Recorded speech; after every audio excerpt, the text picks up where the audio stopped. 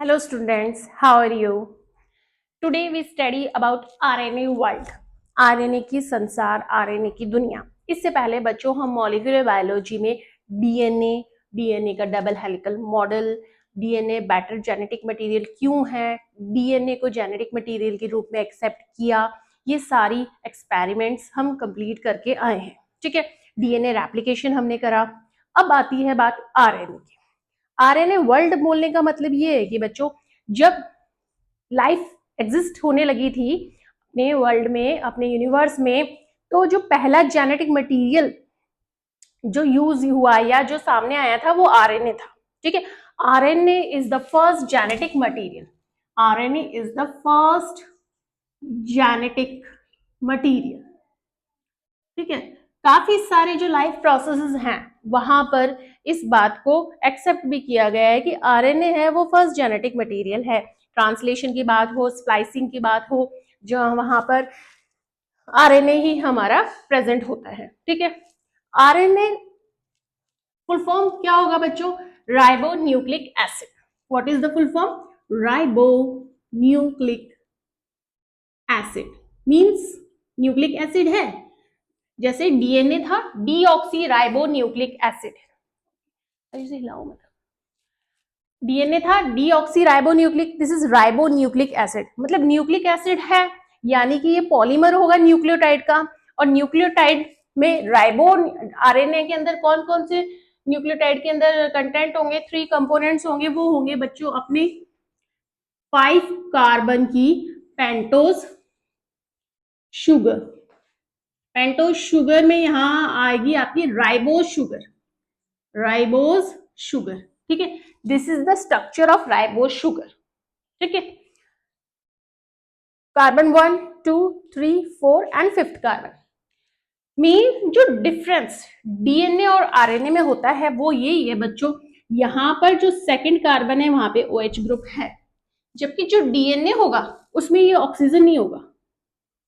ठीक है, उसमें ये ऑक्सीजन नहीं होगा तो नाम क्या होगा? डीऑक्सी. ऑक्सीजन हट गया. ठीक है, डीएनए में ये ऑक्सीजन हट जाता है और आरएनए राइबो शुगर में ये ऑक्सीजन प्रेजेंट होता है पहले कार्बन 2 पे. ओके, फिर आता है बच्चों इसमें पाए जाते हैं नाइट्रोजन बेस. नाइट्रोजन बेस आपके प्यूरिन एंड पायरेमिडीन, पायरीमिडीन्स.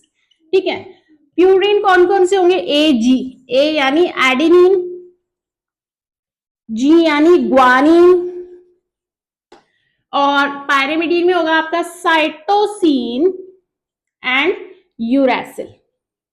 ओके बच्चों, यूरेसिल. आरएनए और डीएनए में जो दूसरा डिफरेंस है वो ये है कि आरएनए में पाया जाता है यूरेसिल. अगर हम यूरेसिल के अंदर ही बच्चों, ठीक है, यूरेसिल के अंदर हम 5th कार्बन के ऊपर मिथाइल जोड़ दे, ठीक है, यानी हम उसको क्या बना दे? मिथाइल यूरेसिल बना दे, तो वो थाइमीन बन जाता है. वो थाइमीन बन जाता है.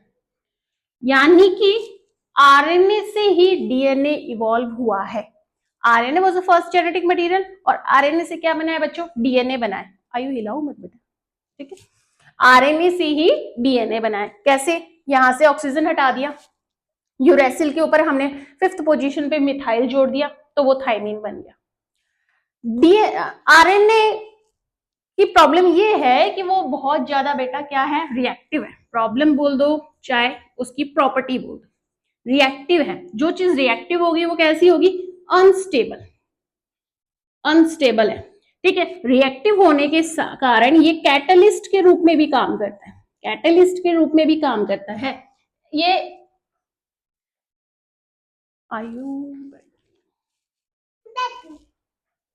ये कैटलिस्ट के रूप में भी काम करता है. कैसे? राइबोजाइम. जो राइबोजाइम है वो बच्चों आरएनए जब एंजाइम के रूप में काम करता है वो राइबोजाइम कहलाता है. बायोटेक में फिर हम पढ़ेंगे इसे, राइबोजाइम्स को. ठीक है बच्चों, अब बात आती है कि आरएनए है वो रिएक्टिव है, अनस्टेबल है. आरएनए का काम है जेनेटिक इंफॉर्मेशन का फ्लो करवाना. पर अगर हम जेनेटिक इंफॉर्मेशन को स्टोर भी तो करेंगे, स्टेबल फॉर्म में भी तो रखेंगे, तो हमारा डीएनए इवॉल्व हुआ. ठीक है, DNA is a better storage medium. Information को स्टोर करके रखना हो या बार बार म्यूटेशन ना हो, इसके लिए डीएनए है वो बेटर आपका क्या है, स्टोरेज मटेरियल होता है। ठीक है, डीएनए अपना पूरा का पूरा ब्लूप्रिंट है, अपनी पूरी इंफॉर्मेशन है कि अपनी सेल कैसे होगी, अपनी प्रोटीन कैसे बनेगी, अपना फिनोटाइप कैसे होगा, अपना जेनेटिक मेकअप जो भी है वो सारी की सारी इंफॉर्मेशन कौन रख रहा है, डीएनए रख रहा है। ठीक है, आरएनए रिएक्टिव है, अनस्टेबल है, कैटालिस्ट के रूप में काम करता है। आरएनए में यूरेसिल पाया जाता है, राइबोज शुगर पाई जाती है। ठीक है, अब आरएनए की बात आती है बेटा, आरएनए 3 प्रकार के होते हैं। ठीक है, आरएनए बहुत इंपॉर्टेंट चीज है। डीएनए तो न्यूक्लियस के अंदर अंदर तक है, डीएनए से इंफॉर्मेशन को आरएनए ही है जो न्यूक्लियस से बाहर लेके आता है और फिर प्रोटीन बनाने के लिए वो राइबोसोम्स के पास लेके जाते हैं। तो इस तरीके से जो आरएनए है वो अपना जो रोल प्ले कर रहा है वो 3 पार्ट्स में डिवाइड करके कर रहा है। आरएनए मतलब 3 टाइप्स के होते हैं। अब हम पढ़ते हैं 3 टाइप्स के आरएनए। 3 टाइप्स के आरएनए में फर्स्ट आता है बेटा मैसेंजर आरएनए।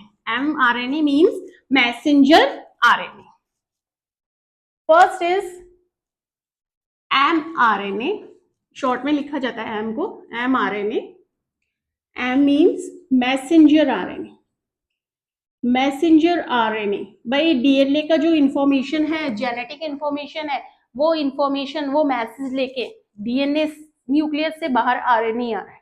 ठीक है, वो इंफॉर्मेशन हमने कहा डीएनए है, डीएनए का रेप्लिकेशन होता है, आरएनए बनता है। कौन सा आरएनए बनता है, एमआरएनए बनता है। ठीक है, तो डीएनए की जो भी इंफॉर्मेशन है वो एमआरएनए लेके जा रहा है। ठीक है, इसलिए नाम ही क्या हो गया, मैसेंजर आरएनए। आ जाओ, सेकंड नंबर का होता है बच्चों आपका rRNA. RRNA, R means ribosomal, ribosomal RNA. Okay, ribosomal RNA ये बच्चों अपने आरएनए की जो राइबोसोम्स है उसकी सब यूनिट्स बनाता है।